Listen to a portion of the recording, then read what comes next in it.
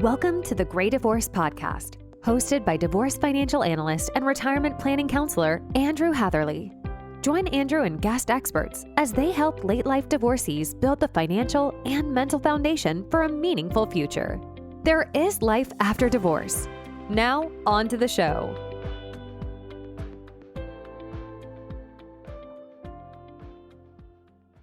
Hello, and welcome to episode 44 of the Great Divorce Podcast. Today's episode is one of those that can be filed under the If I Knew Then, What I Know Now department. Of course, I'm referring to my own divorce at age 52, and specifically the tens of thousands of dollars we paid, in legal fees.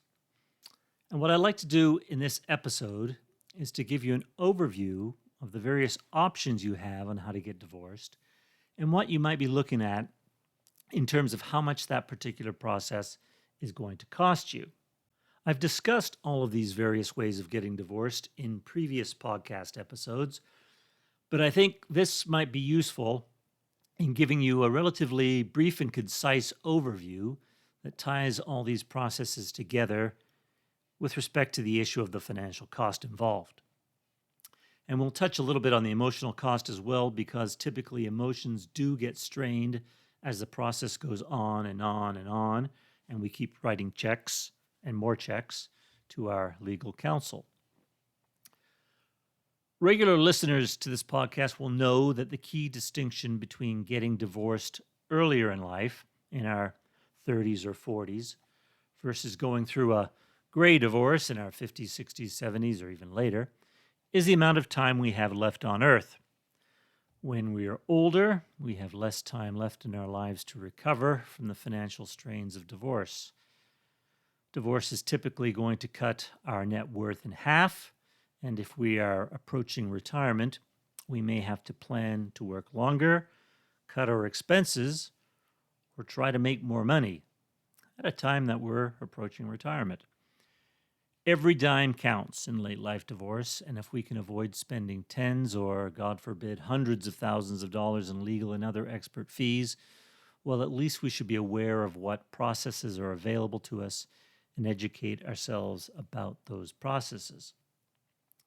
A message I continually convey to my older clients in the early stages of divorce is that we need to explore alternatives to the litigious process. Lawyering up, to the extent that it ensnares us in the quote-unquote divorce industrial complex, is the costliest option financially and usually the costliest option emotionally. So what I'd like to do is to focus on the dollar costs of litigated divorce, mediation, collaborative divorce, and a new process called amicable divorce. Now, I'd like to throw out a couple of disclaimers at the outset. Regardless of which process you choose, how much your divorce will cost will depend on the complexities of your unique situation. Issues such as the level of conflict existing between you and your spouse, the number of contested issues that you're dealing with, whether or not the divorce proceedings will go all the way to trial, and also what state or even city you live in. I don't know what the average cost of divorce in Bismarck, North Dakota is, but it's a safe guess that it's going to be less than it would be in San Francisco or Manhattan. Of course, divorce is a legal process, and I strongly suggest that you seek some legal counsel through the process.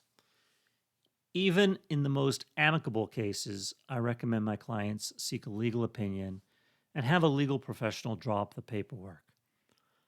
Some of you may have heard episode 26 of the podcast where I discussed the dangers of do-it-yourself divorce. One of the few things worse than divorce itself is having to do it all over again years later or relitigate it due to mistakes that were made in trying to save a few dollars in legal fees. You should get legal advice. You just may not need to spend tens of thousands of dollars for it. It's important to note that sometimes the litigious process is unavoidable. If you suspect your spouse is breaking the law, or if there is spousal abuse, or if you have trouble communicating or even finding your spouse, speak to an attorney. Let's look at the costs of litigated divorce, mediation, collaborative divorce, and amicable divorce. Before we begin, and I've mentioned it many times, but I'll mention it again, I am not an attorney and I do not provide legal advice. I do work, however, as a financial neutral in mediation, and I'm collaboratively trained to be part of the formal collaborative divorce process as a financial specialist, and I am a vetted member of the Amicable Divorce Network as a certified divorce financial analyst. So, enough preamble, let's get to it.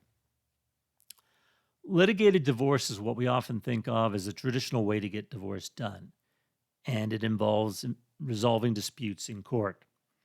Each spouse gets their own attorney, and if the case goes to trial, it's presented before a judge who makes the final decisions on the division of assets and potential spousal support. Attorneys typically charge hourly rates ranging from $200 an hour to $500 an hour or more. And as I mentioned a minute ago, the total cost can vary widely depending on the complexity of the case and the amount of time it takes to settle. Interestingly, most litigated divorces settle before the case goes to trial. The vast majority settle. Litigated divorce has a court timetable, and as you approach the time to go to trial, well, that's when costs really ratchet up, and that's when the cost of divorce can double or more. And it's this fear of the impending surge in legal fees. It's a primary catalyst that pushes divorcing parties to the bargaining table and to get it done, and to get a settlement done. Litigated divorces may require experts, such as financial analysts, accountants, or business valuation experts. And of course, their involvement will add to the cost. My conversations with attorneys and independent research indicate that litigated divorce can easily cost between $15,000 to $30,000 per person, with some longer, more complex cases approaching or even exceeding six figures, sometimes by a lot. Now, mediation is a much less contentious approach, and here we have a neutral third party, the mediator, helping the spouses come to a mutually acceptable agreement. Now, not all parties are going to be the right parties for mediation, but if you can do it, you should look into it. A mediator is not someone who imposes decisions or issues judgments. Rather, they're more of a facilitator or educator. They help facilitate communication and compromise between the couples. In episode 5 of this podcast, I spoke to attorney Rebecca Miller about mediation and collaborative divorce as alternatives to litigation. I should interject here. There are a number of settlement-minded attorneys out there who do not like to litigate. So choosing a process other than litigation does not mean that you can't have an attorney or get legal advice. You should. Just get the right attorney for your situation. So reach out to me if you're having trouble finding the right attorney.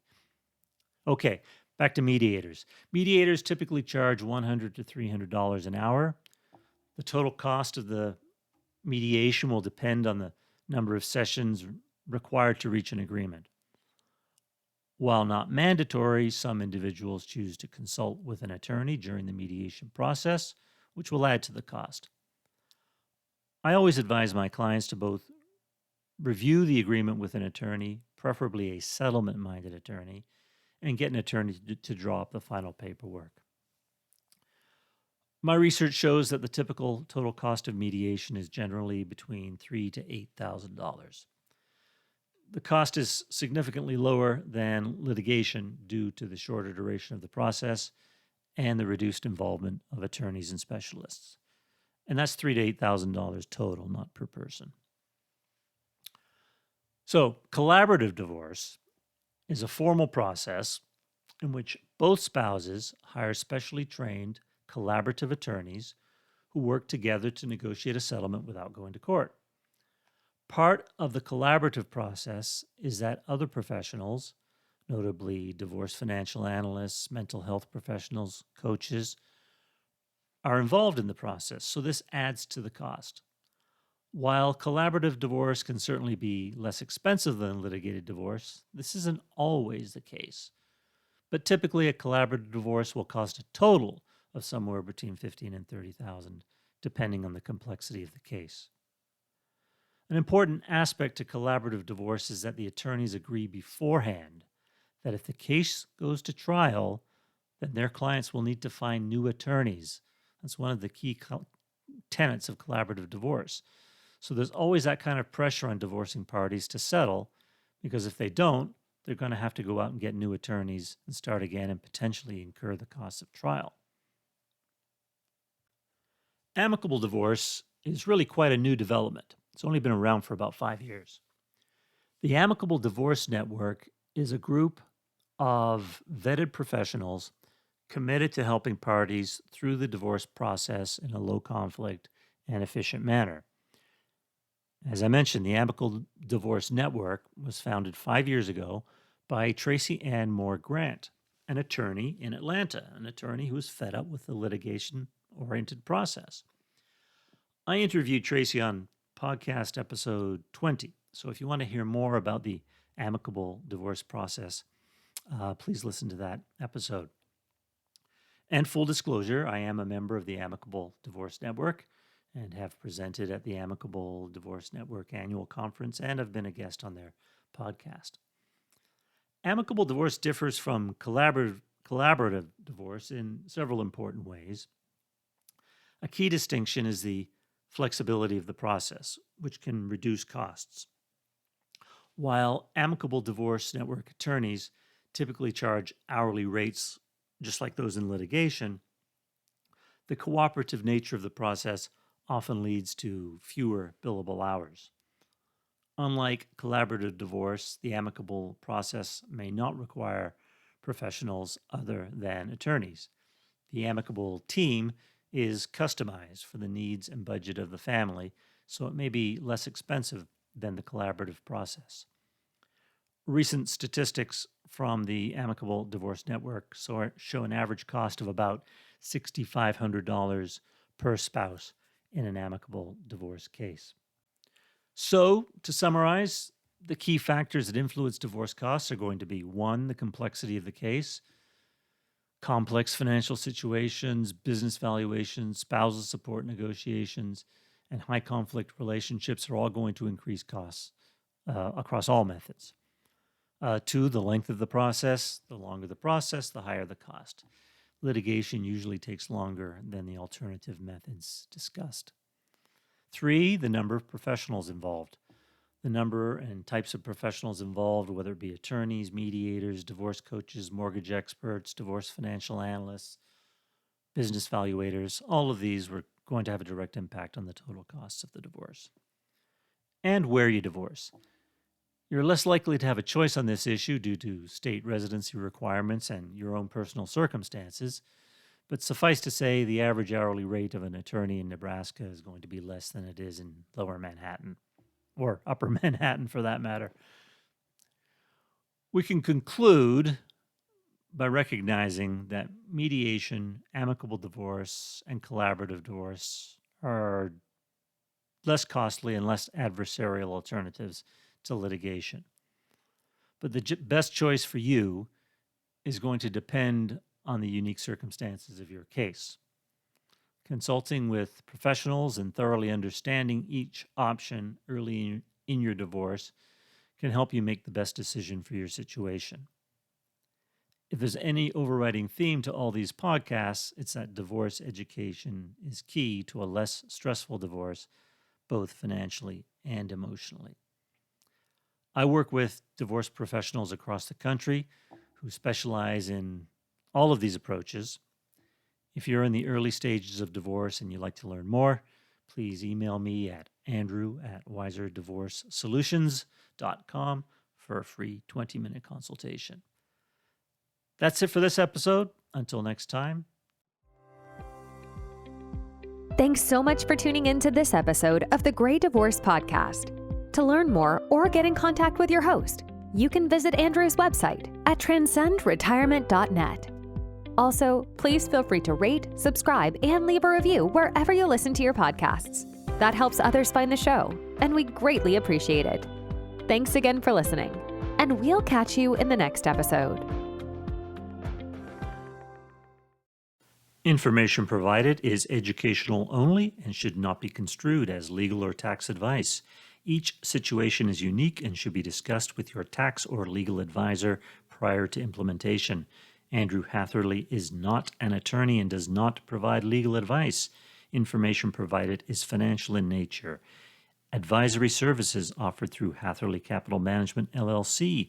Divorce financial analysis services offered through Wiser Divorce Solutions, an affiliated company.